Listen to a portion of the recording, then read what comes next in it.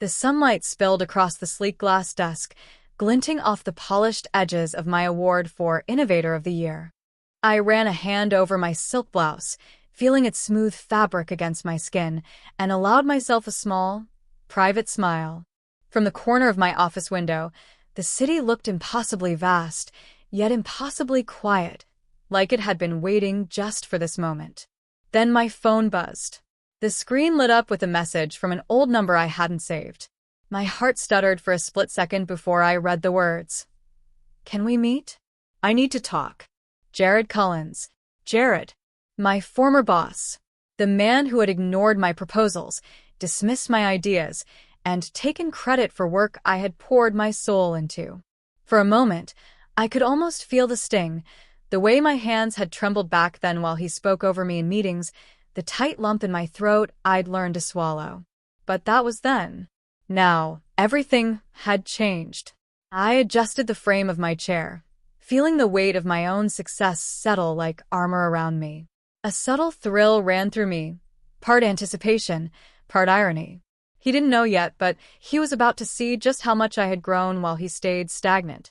I took a deep breath, savoring the faint aroma of coffee lingering in the air, and typed back, "Sure, let's meet." I remember the fluorescent hum of the office like it was yesterday. I was 24, fresh out of graduate school, eager, ambitious, and ready to prove myself. My first presentation to Jared Collins had felt like a chance to shine. I had rehearsed every slide, anticipated every question, every objection. But when I clicked through my final graph, his eyes barely flicked up from his phone. "Interesting," he muttered, and that was it. No feedback, no recognition, just a dismissive nod before he moved on to the next item on the agenda. My chest tightened. I forced a smile at my team, my fingers trembling slightly as I closed my laptop. I could feel the lump forming in my throat, but I swallowed it down because that was what we did when we were dismissed, right? Smile, nod, and keep working. Days later, I stayed late, polishing reports, sending detailed proposals, trying to make myself impossible to ignore. And yet, when results came in, Jared presented my work as if it were his own, casually passing over my contributions like they were invisible. I wanted to shout, to cry, to storm out of that office and never look back. But instead, I found solace in the note tucked inside my desk drawer. It was from my mentor, Mrs. Delaney, a retired executive who had taken me under her wing. Her neat handwriting said simply, "You don't need permission to succeed. Build your ladder and climb it higher than anyone expects." I clutched that note every night, letting it burn away the sting of being overlooked. And that was when I made my first quiet vow. One day, I wouldn't just be recognized. I would be in charge. I would rise so high that no one could ignore me. Not him, not anyone. I started small, almost invisibly. Freelance projects, consulting gigs, anything that let me prove my talent without anyone knowing who I really was. Nights blurred into mornings as I balanced my day job with secret client meetings in dimly lit cafes. I poured every ounce of energy into learning finance, leadership, negotiation, digital strategy, anything that would make me untouchable the next time someone tried to dismiss me. Mrs. Delaney introduced me to a network of seasoned professionals who believed in talent over titles. Among them was Michael Travers, a shrewd investor who saw potential where others only saw a young woman struggling. "You're underestimated," he said one evening, leaning back in his chair as the city lights flickered below us. "Use it. Let them think you're small while you grow to something they can't ignore." And grow I did. The first big win came quietly, a mid-sized client who trusted me with a major product launch. The thrill of seeing my strategies succeed, of clients praising my work, was intoxicating.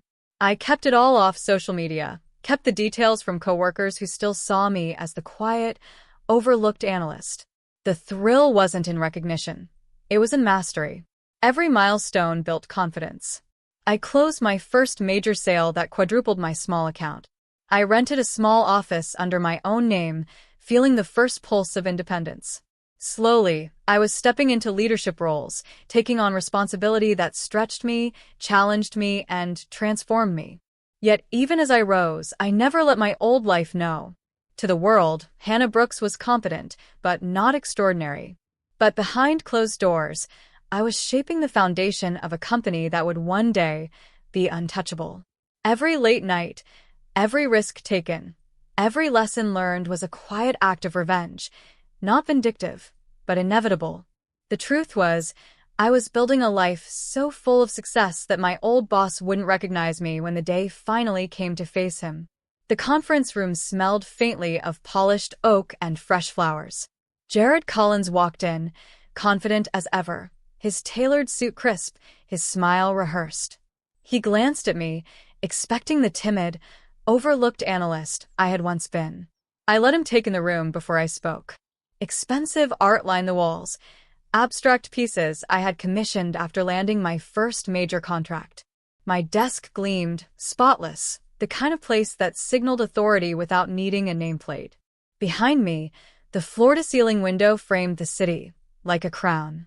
I rested my hands lightly on the edge of the desk and waited. Jared paused, scanning the office. His eyes flicked to the shelves lined with awards, the neatly organized files, and then, finally, back to me. He swallowed. "Hannah, this is impressive." I let the silence stretch, savoring the moment. "Thank you," I said, voice calm, almost casual. "Do you remember how you used to ignore my proposals?" His jaw tightened. I leaned slightly forward, keeping my tone smooth. "I don't just lead projects anymore. I run them. My firm acquired your little division last year." I watched disbelief flicker across his face. "And yes, that means I'm your boss now." For a moment, he didn't speak. I allowed the room to echo with the weight of truth. I could see the surprise, the guilt, the recognition that he had underestimated me. My old coworkers, quietly observing from the doorway, shifted uncomfortably, realizing that the quiet, overlooked Hannah Brooks had become someone untouchable. I offered a measured smile. "I know this is a lot to take in, but I want you to understand, respect isn't something you can take. It's something you earn. And I earned it while you were busy ignoring it." Jared nodded slowly, the color draining from his face. His eyes, once condescending, now held the raw acknowledgement of my success. And in that acknowledgement, I felt the final weight of past humiliation lift. I was no longer the girl who waited for approval. I was the woman who commanded it. I let Jared and the others take a moment to absorb the shift. The room was silent, except for the faint hum of the air conditioner and the soft tick of the wall clock. I felt a thrill of clarity, the kind that comes from knowing you hold the upper hand, and that it isn't about revenge, but justice. "I'm willing to work with you," I began, "but on my terms." My voice was firm, calm, measured. No shortcuts, no dismissals, no undermining anyone's work. That includes you. Jared swallowed hard, nodding, as if finally understanding the weight of his past behavior. I understand," he said quietly. I looked at my old coworkers, some hesitant, some wide-eyed. "For any of you who want to be part of this team," I continued, "the rules are simple. Respect every idea, credit where it's due, and challenge yourself, not me, not others. Toxic habits, stay outside this office." I could see them processing the conditions, and I allowed a small, almost imperceptible smile. This wasn't about punishment, it was about growth, about giving them a chance to change, while ensuring that I would never be ignored again. "And for you, Jared," I added, "I expect humility. You will mentor where you can, support where you must, and acknowledge the contributions of others. Your success here depends on lifting others, not stepping over them." The tension in the room shifted. Their expressions softened, recognition dawning that this was a new era. I wasn't the timid analyst of the past. I was the leader. And in this moment, they realized that respecting me was not optional. I leaned back, folding my hands. "I won't forget the past," I said gently, "but I won't be trapped by it either. This is our chance to do better, together. Are we clear?" The room nodded, and I felt the weight of power settle comfortably around me. I had claimed it with grace, not anger. I had turned hurt into authority, rejection into a foundation for success. Weeks later, The office hummed with a new rhythm. Jared and the others had adapted, slowly shedding old habits and embracing the rules I had set. I watched them collaborate, seeing genuine effort to respect one another and lift each other's work. It was gratifying, in a quiet, profound way. I sat at my desk, tracing the edges of Mrs. Delaney's note, the one that had started it all. You don't need permission to succeed. I held it now not as a shield, but as a reminder of the strength I had cultivated, the choices I had made, and the woman I had become. The pain of being dismissed and ignored was still there, a faint scar. But it no longer controlled me. I had turned it into fuel, built my own path, and now led with both power and grace. Every challenge, every late night, every moment of doubt had been worth it. As I looked out over the city skyline, sunlight glinting off the glass of my office tower, I allowed myself a small, private smile. I had reclaimed my story. I had claimed my space. And in the quiet satisfaction of that moment, I whispered to myself, almost as if narrating a final scene for someone else to hear. I didn't just rise above him, I became unstoppable.